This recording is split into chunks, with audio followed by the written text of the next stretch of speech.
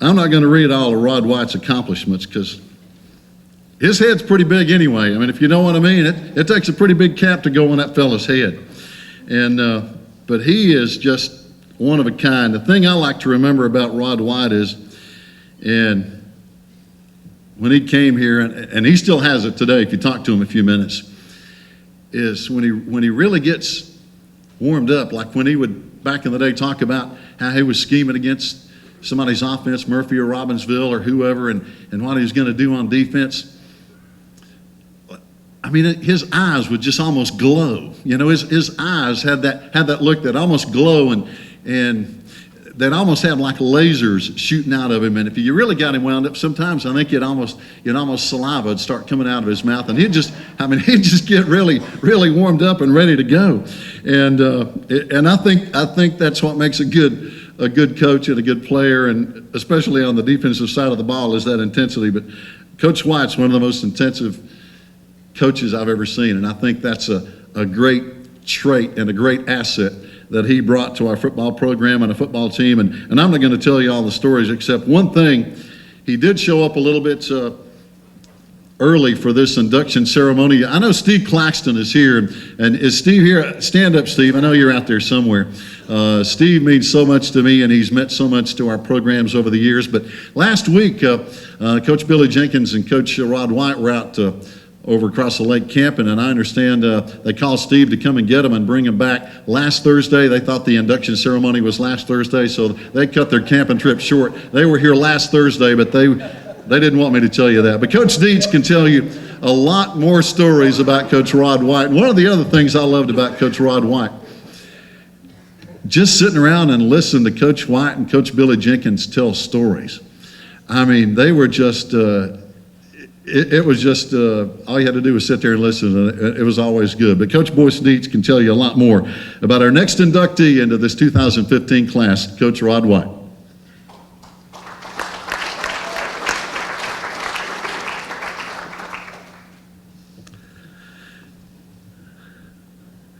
Now, I can tell you a whole lot about Rod.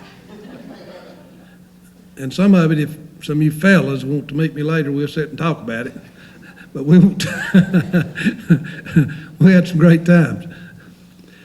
Coach White is one of the few people that you ever see in coaching anymore that goes to one school and stays there his whole career. And that says so much about him. He came here in 1979, and I don't know if it was because of him or he was hanging on for the ride, but we won 14 games that season, won our first state championship ever at Swain County High School. And he was the defensive coordinator, and we won those 14 games, become state champions, and we never let off the pedal much after that. You know, when you look at coaches, successful coaches, there's something really rare about them, but all of them, it's usually something different. But I'm gonna share just 2 or 3 things thinking about Rod. Rod was a very inspirational coach. He inspired our kids. He had a way of pumping them up, getting them ready to play. He's our defensive coordinator. He coached defense, and he absolutely loved defense. I don't believe he cared if we ever kicked the ball at all or whether we played any old defense. What he was interested in, that's what you wanted if you're trying to get a defensive coordinator. He just did an awesome job. And some of the things I can remember the best, he was so good at adjusting and looking at people, and even in a game, seeing what they was doing to us. And be truthful, at times I couldn't see it that quick, but he could. Somebody could get something on us, and in 2 or 3 plays, he realized what they were doing. He was able to adjust. I think that's what made him such a defensive coach. He had a great ability to do that. We were playing Elkin, and they had a quarterback, and it was Richard Grissom, the coach down there's son. We were playing at Elkin, and he had a scholarship to Wake Forest, this boy did, and they were running a kind of a veer offense, somewhat like we did. And it was worrying me to death. And I didn't see any way we could stop them. And I said, Coach, how are we going to do so-and-so? And he said, now, Coach, you're wanting us to start defending ghosts. He said, they don't even do those things you're talking about. But I was worried about they may. And then he said, now look at this team we're looking. on film here, said, they don't even know how to play defense. We're not going to play the way they're playing. And I'm thinking, well, I hope you know what you're talking about. We got down there, and at one point, I kind of felt sorry for Elkin. I mean, we hit that quarterback coach that night, and you kind of felt bad for him. I mean, damn, Robbie and some of them was laying the wood to him. But Coach White, he seen that right off. I didn't see it that quick. We had the best time when we go to coaching clinics and things like that. And Rod, he kept all of us in stitches and telling tales and doing this and making different remarks and whatever. But there's two or three things, two or three tales. One, we had a playoff game up here, and I believe it was a semifinal, maybe a state championship game. And the coach, when he got here with his team, he looked down here at the school, the opposing coach did, and he said, Coach, you got a nice little school down there. And there's that little I didn't like. He said, a little school. And then he walked out there and he said, I like your little stadium. And a lot of times when you play somebody in the playoffs, Coach, it's hard to get pumped up for them because you didn't know them. You didn't hate them and you didn't have any reason like you did Murphy or Robbinsville or whatever. I mean, it's a stranger. It's hard to hate a stranger. And so, but he was making fun of our school, and so we was kind of thinking maybe this will help our kids if we mention it to them. And then he came in and he said, you know, we took a lot of pride in the football field being really nice. And he walked in the dressing room and said that he wanted us to go out there and fill some holes up in the field. He found some places in the field wasn't that good. So I got Coach White and got Coach Steve Manley, and I told him to go out to the track and at the jump pit and get some sand, and you get with that coach, and you go anywhere on the field he wants to go. And you fill in them holes and get that field to suit him, where it's nice enough for him to play on. And so they left in about 15 minutes. They came back, and our kids are sitting there, and they know this is a big game, but they're not just out of their mind about the game. And Rod walked in and threw the darnest fit. He started walking, and he was going, this darn field's not good enough for this team we're playing. We don't have a good enough field for this team. And I mean, he started out, them kids in a minute, they was crying and snot coming out of their nose and all this stuff. And so we found us a way that night to get ready for that one team that's over a bucket of sand. But Rod was good at that. And then the other tale I'll tell you about it, things maybe you hadn't heard. We went down to the University of Alabama and took the staff down there, and we visited about 2 or 3 days. And we was on the way back, and it was hot. It was in the spring of the year or fall, whenever. But I know one thing: there's cotton in this field. And Rod taught history and this and that. And we were driving up this road there, and Rod said, "Stop right here! Stop! Stop!" Well, I didn't know if he needed to use the restroom or what his problem was. So we stopped, and Rod got out, and he got him an old rag and tied around his head. He said, all my life I want to pick some cotton. And so he went way out in the middle of that cotton field, and he started out there picking cotton. And we took some pictures of him, and we laughed and had the best time, but it was always something like that was the last thing you'd think about something he was doing. But we had a lot of fun.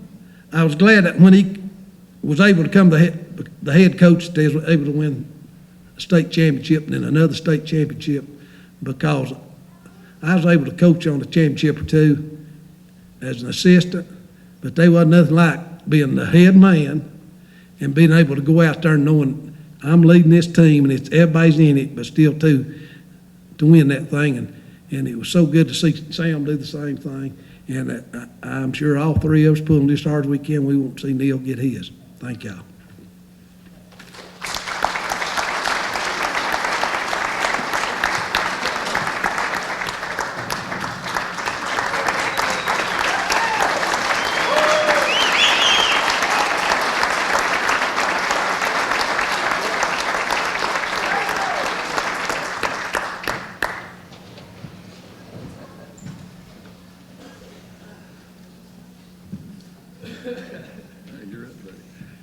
Crazy.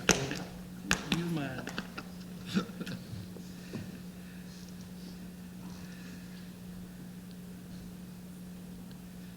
You know you're getting old when you got to move your hearing aid to make room for your glasses to go around your ear. You got that problem, boys? What? He just forgot to wear his. A lot of these stories that Boyce is telling, they go on. He don't tell many on himself. We told all them when he was inducted, so we don't get to tell them back. But y'all bear with me. I've had a head cold all week, and my wife has babied me to death, and I'm proud of it. So that's what happens when you get retired and old, and your wife retires, then she can take care of you. It's a great honor and a privilege to be here. To be inducted into this thing and to see the people who come before you and the folks that are being inducted with you, it just makes your heart really swell. It really does. It's a great feeling from my family, for the coaches that were here, and I want to congratulate all the inductees, the Sneed family, to Jeff Marr, and to Coach Blankenship and the volleyball team. Wow. Getting to a place like this in a community like this, because I remember when there wasn't a Hall of Fame, and I think I actually started coaching here before there was ever a volleyball team. So I don't know when we started volleyball, but I don't remember one being here in 1979. So that's how long it's been, Sonia. And I appreciate the folks on the selection committee. I know that's a hard job, and some of you folks, when you feel like somebody needs to be nominated to be a member of the Hall of Fame, you stick your necks out and you get them chopped off sometimes. But I appreciate it, and I know that that's not an easy thing for y'all to do and an easy thing for you to decide. So I do appreciate that. I want to thank all the players from 1979 that I coached. I actually thought about trying to count them up. You ever tried to do that, boys? And of course they overlap, and I can't count that high anyway. And math has always been a trouble for me, so that kind of math I couldn't do. But just you start looking back and the faces, and it's important to me to try to remember all of them. But they start running together after 30 years, and then all of a sudden, the kids that you coached in the 70s and 80s, you're coaching their kids in the late 80s and early 90s. And so you get to coach a lot of fathers and then their sons that stay in this community. And that has been just a real honor and a privilege for me. And I want to thank all those players over the years for putting up with me. It couldn't have been easy as an assistant coach for Boyce and as a head coach here. And I want to thank all the coaches that I had an opportunity to work with. When I first came in 1979, it was just me, Boyce. Well, you saw the picture of it, Dick Inslee and Gary Reese. There was the four of us, and Coach Oswaters and Coach Jenkins, I think, were coaching and Coach McKinney were coaching the JV team. That's all the football coaches there were. And it was interesting. Of course, that was considered normal for that day, and actually probably a pretty large staff for that time. But it's grown over the years, and I know it couldn't have been easy to work for me or work with me at times. But I want to thank all of them for hanging in there with me, because when Boyce hired me to be the defensive coordinator, this is right out of college, folks. I finished my last college football game, and he hired me. I hadn't even done my student teaching or anything. I did it here. And the next thing I know, he's saying, "You're going to be our defensive coordinator." And I'm the only coach I've ever known that got fired and rehired in the same football game in one play. He simply said to me, "If they get this first down, you're fired." And they didn't, and I walked off the field, and he said, "You're rehired." And that's it. That's all he said. I want to thank all the administrators that I worked for here. I had a great opportunity to work for some people that understood what I was trying to do and supported what I was trying to do and fell in behind what I was trying to do. And along with the coaching staff, teachers, no coach, no head coach or anybody that runs a program, and Coach Blankenship's over here is going to be able to tell you this in a minute, and Coach Neil Blankenship, Coach Dietz can tell you this. If you don't have maintenance people, like he said earlier, that You don't get there with anything on your own or just with coaches. If you don't have the maintenance people, if you don't have a principal, if you don't have a superintendent, and you don't have a school board that's backing what you're doing, then you're swimming upstream the whole way. And if you can ever get those people to get in the boat with you, or you get in the boat with them, whichever, sometimes you got to have a foot in each boat. But it starts to work out, and I think Janet Clapsaddle was one that told me one time, I went to her to say I needed to get, I was going to ask her about getting the kids out a little bit early so we could get a pregame meal. We were traveling to play a playoff game, and I walked into her office and I said, Ms. Clapsaddle, I need to probably get these kids out about an hour earlier, if it's at all possible, so we can get on down the road. And she said, I don't care what time you leave here with them. She said, school has been going great since y'all been winning. Get out of here with them and get gone. And that's the way she felt about it at that point in time. And without folks like that and the maintenance people, Donnie McGaha, who is my neighbor and was a good friend, a friend of Boyce's, a friend of all of our coaching staff, Donnie, you go up there and the field house was clean. Stuff was picked up in the stadium. You didn't have to worry about any of that. And you went downstairs and it still smelled like a locker room because you could never get that smell out of a football locker room, but it didn't stink as bad. And Donnie had been up there cleaning, and those are the kind of people I want to thank a whole lot for what went on while I was here anyway. Most importantly, I want to thank my family for all they had to put up with for 30 years here. My dad and mom were football fans before I started coaching back when I was playing. My dad's here. Mom passed away a few years back, but Dad's here tonight. And Dad always thought I was crazy for what I chose as my profession. He could not ever understand how I was going to make a living depending on 16, 17, 18-year-old kids. It just didn't ring. He would come up there to the field house and watch what was going on. He'd be working on something for us up there, the PA system or something, and he'd see all that was going on up there, and he'd just shake his head and just walk away. But he knew that that's what I wanted to do, and so he supported me. He and Mom always did. And Mom didn't care whether we won or lost. It didn't matter.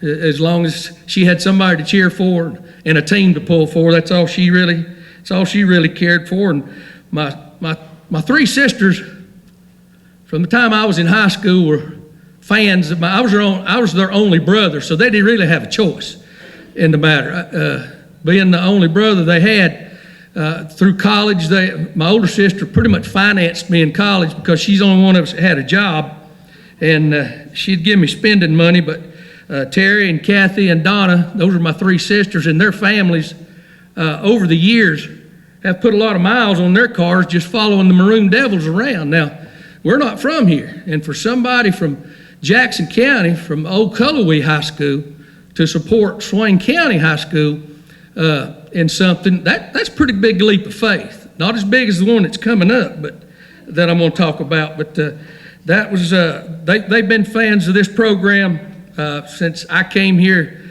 when Boyce hired me in 1979. And that leads me to my wife and my two sons.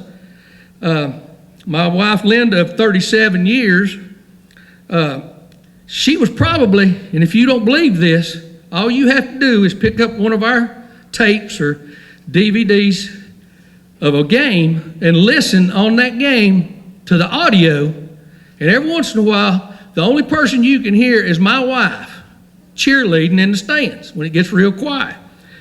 Now, she was probably the biggest Maroon Devil cheerleader for close to 30 years.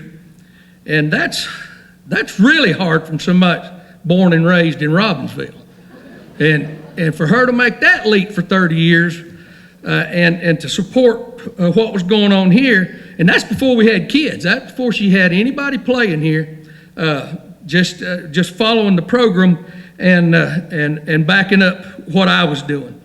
But it's not easy to be a wife of a coach, and I guess it's doubly hard for Coach Blankenship being a coach herself, but you can talk to any coach's wife in here that the amount of time that coaches spend and the sacrifices away from their families that you make, well, they have to learn to deal with that. And you talk to a lot of coaches whose wives can't deal with it, and things end up bad for them. But I'm really thankful, and I thank the good Lord that my wife was able to tolerate that and put up with it and deal with it in her own way. And I couldn't have done it without her. And thanks, honey, for all the sacrifices you made for me here for 30 years.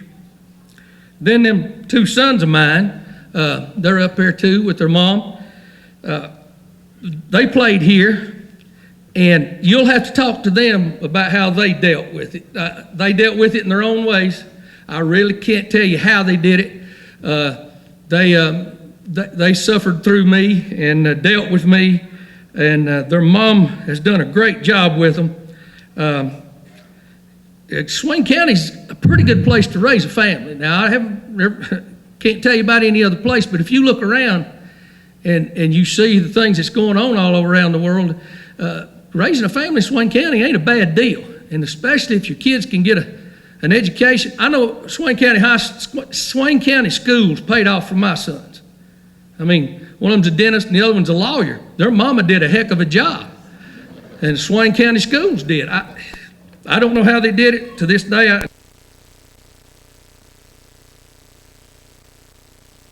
with me, and I thank them for supporting me all these many years. And the one, going back to a minute ago, and I was thanking the coaches, I take myself back to 1979. Everything's a blur for 30 years. It all gets run together, and as you get older, you can't remember what happened in what year, Steve Claxton. I know you, because you can't remember how to get back up to Hazel Creek sometime when you're supposed to. The things is after our state championship game, from the time those kids threw me in that swimming pool that was frozen over that night, till the day I retired, it was being a football coach here at Swain County started defining my life. It really did. Now, it was a job. It was a good job. It was a way to raise my family. It was a way to make money, to put food on the table, put clothes on your kids. But I'm one of the few lucky people like Boyce and other football coaches who get to make that decision, a conscious decision, to be a football coach and do something that you really like. Now, it's not always pretty, but being a coach, and me and Coach Blankenship, Neil was talking about this just a little bit earlier. Being a coach anywhere, motivation, psychology. We need to be getting master's degrees in psychology as football coaches, because you spend most of your time inside a 17-year-old's head and trying to convince him he can do certain things, and that takes a lot of effort, as you know as parents. It's not easy. But being a football coach, one of the hardest things I ever did was bury a player. And those types of things, they don't give you a handbook for. Those types of things, they don't get you ready for. And those types of things you don't ever forget. Along with the wins and the losses, that's all good. The championships are good. The rewards of the career are great. But there's something about trying to deal with a football team when they've lost one of their members.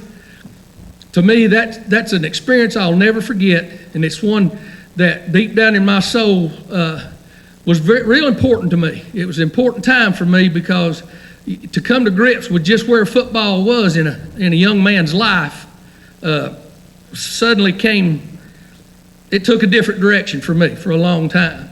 And I even go back to 9/11. I'll never forget when 9/11 happened. I went up and met with our football players that day about what was going on, because they were in the dark and we were in the dark about what it was. But the types of things that you deal with as a football coach, they don't write those kind of handbooks, do they, Coach? They don't prepare you for those kinds of things. Those experiences, to me, are just as valuable as the wins and losses. They really are, because it teaches you a lot about the resiliency of young people and how you can depend on them in times like that, and they depend on you also. Over the years, we developed and grew through our wins and losses. Today, in this day and time, to see former players run up on them in the grocery store, the post office, see their kids, they're toting around with them, they bring them out to your house, they play in your front yard. To have players come to your house and say that you did or said something to them that made a difference in their life or maybe changed the direction of their life, that's why I coached. That's why I stayed at Swain County. I'm not sure that would have happened for me anywhere else. I'm not sure I would have had that kind of relationship with players anywhere else. But here I did, and it's been so important to me over the years with players and coaches that that's why I stayed here for 30 years. Had opportunities to go other places, but I was afraid, to be honest with you, that it just wouldn't mean the same thing to me. I'm going to go back to those coaches again. One of the biggest rewards I had in working 30 years here at Swain County High School is I made one of the darndest friends of my life, and we got a chance to work together for 30 years. Now, all these coaches were friends of mine. But Bill Jenkins has took a place in my life. It's been unbelievable because over the years, and I'm glad Boyce is here tonight because he can't lie about this. When we'd go on those coaching adventures, coaching clinic trips, there was times that we could only get one motel room and there'd be 4 of us. There's 2 beds in them motel rooms. So that's 2 grown men sleeping in each bed. So Bill and I, for pretty much 16, 17 years, slept together. So you get to know a whole lot about a man when you sleep in a motel room with him for that many years. I could tell you a lot of tales about it, but we've done a lot of fishing together over the years and done a lot of things, but I know it ain't been easy to be my friend, Bill, for 30 years, but I appreciate you, buddy. I know it hadn't been an easy thing to do, but and working with you and being around you, it's been my honor and my privilege. Last thing I want to say is that traditions can last forever. Any tradition can last forever. But how long a person is a part of it is just for a short time. Your name may stay with it, but you can only be a part of it for a short period of time. And then the tradition goes on without you. And with that, I can say I have no regrets about coming to Swain County for 30 years and coaching, and that I thank the people of Swain County for letting me. Thank you.